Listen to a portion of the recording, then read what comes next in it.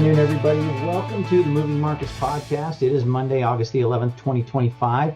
I am recording this with the stock market having just over an hour and a half before it closes. I'm doing this a little bit early today because I'm going to hit the road and drive a couple hours south to my home in the southern part of the state. Basically, I'm just going to work from there for the rest of this week, or at least most of the rest of this week. So I'm getting this out and getting this done a little bit early today. So right now, as we speak, the stock market, all three major indexes are down. The markets will trade for a little more than another hour and a half. But you've got the Dow Jones Industrial Average down 175, the NASDAQ down just a few points, the S&P down just a few points. Neither one of those even registers 0.1%.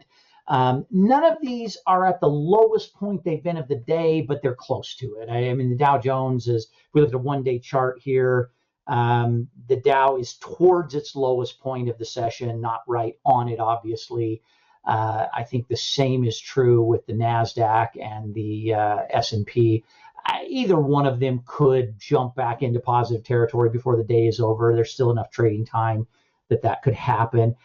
I don't know if it will. I think investors are a little bit apprehensive about the CPI report tomorrow and the PPI report on Thursday. Trump made a little bit of news today with a news conference that he's going to, the federal government, I say he, but it's the federal government, is going to take over the policing of Washington, D.C., bring in some National Guard troops, take over the D.C. Metro Police, and crack down on the horrible, out-of-control crime that's going on there. I think that's probably a good thing that they're going to do that. We'll see how it pans out and how it works. I'm pulling for it because I like Washington, D.C., but since about a year before the pandemic, I have not traveled there and will not travel there again unless it gets dramatically cleaned up. So we'll see if he's successful in that. Trump's going to meet with Putin at the end of this week. All eyes are going to be on that. The stuff going on with Nvidia and AMD and China. We'll see what happens with that. Right now, Nvidia stock is up, AMD stock is up. Neither one of them quite as high as they've been up at one point in time during the day, but neither of them at their lowest point of the day either. So we'll see if that has much of an effect for the rest of the week. CPI and PPI reports are going to be the big news this week. After a jobs report that was very lackluster, a major revision down of the previous jobs report, and Trump firing the reporting individual, I don't remember what her exact title was, but firing her, saying she's basically incompetent and can't report correct numbers and hasn't for some time, which I think is all true. That jobs report increased the odds that the Fed will give us a rate cut in their middle of September meeting, but that could all disappear very, very quickly if you get high CPI or high PPI numbers tomorrow and Thursday, respectively. CPI is expected to tick down a fraction from month over month, but tick up a fraction year over year. I would say if the numbers tomorrow come in line with what's being reported here or better than what's being reported, and when I say what's being reported, what the consensus estimate is, if they come in line or better than that estimate, I believe this market will take off for the rest of the week and do so in a big way. If those numbers are bad and paint an ugly picture on inflation, it's going to be difficult to have confidence that the Fed would actually make a rate cut at this next meeting. And so we're gonna have to keep a close eye on that and see what happens. It'll have a big impact too on the spread trade we have open right now on the Q Long Iron Condor. At its highest point today, the NASDAQ started up nicely today. At its highest point, it was more than high enough for that trade to be completely in the money, but because it's given all that back and gone down to the negative side, it's got to have a little bit of rally from where it's at right now, and hopefully that'll happen this week. That's going to be really, really difficult if there are ugly CPI numbers tomorrow. So we got to watch that closely, and probably on Wednesday morning, we'll be exiting our Q trade or we'll be adjusting it. I sent out a new trade today for Meta. I did an in-the-money bull call spread. And since I sent that out, Meta has pulled back a little bit, not a lot. They're down $1.34. They were actually up before I sent that out. So it's a 7:45 long call, 7:50 short call for August the 22nd expiration. I put a limit price of 390. You could probably get into that if you haven't already done so. You could probably get into for 375 or 380. Meta just needs to stay above 750 for a week to a week and a half, and we'll get some good profit in that trade. Our Nvidia trade is looking good. Nvidia is up a little bit today. We'll be out of our Nvidia trade before their next earnings, I believe, on the 22nd, but we'll try and ride that for another week or so, get some more profit out of that. We adjusted our Palantir trade this morning by rolling the short calls out and up.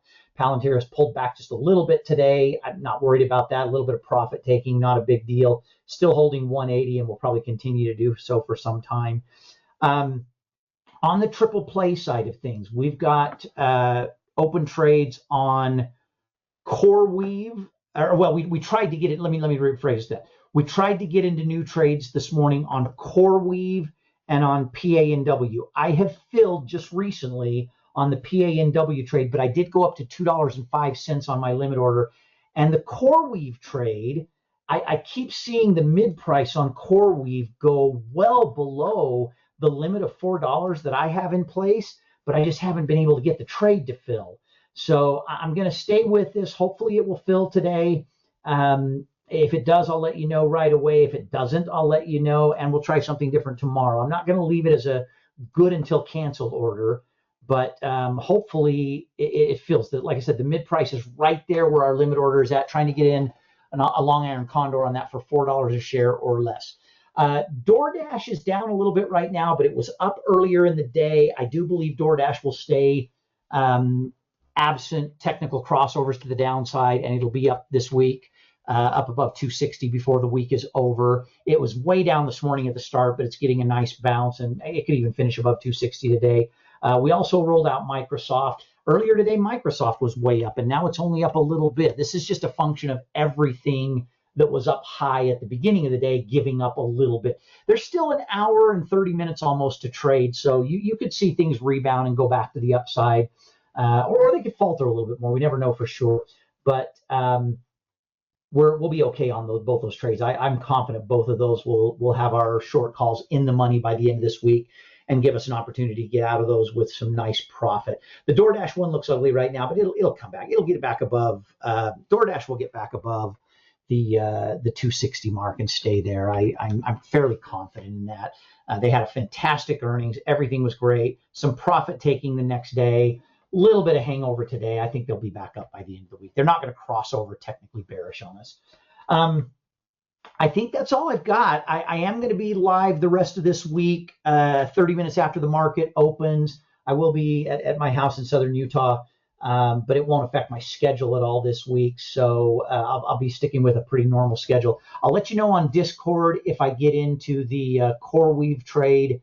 And right now, the meta trade that we sent out for the Signal newsletter, the mid price on it is 372. Try to get in if you haven't already. Try to get in at 375, 378, 380.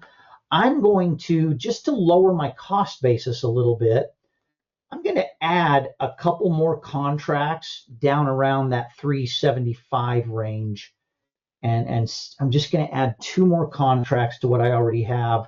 I'll just lower my overall cost basis a little bit, because I got my original shares at 390. So I'm going to try and get a couple more contracts at 375, and I just did. I just added a couple more at 375. So I'm in a couple more contracts than I would have been otherwise, but it's all good.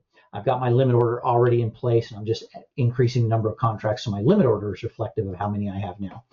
All right, I'm going to wrap up right there. Hope you had a great weekend. Hope you have a great rest of your Monday. And I'll, for those of you that can join live, I'll see you live tomorrow morning about 30 minutes after the market opens. Thanks, everyone. Bye-bye.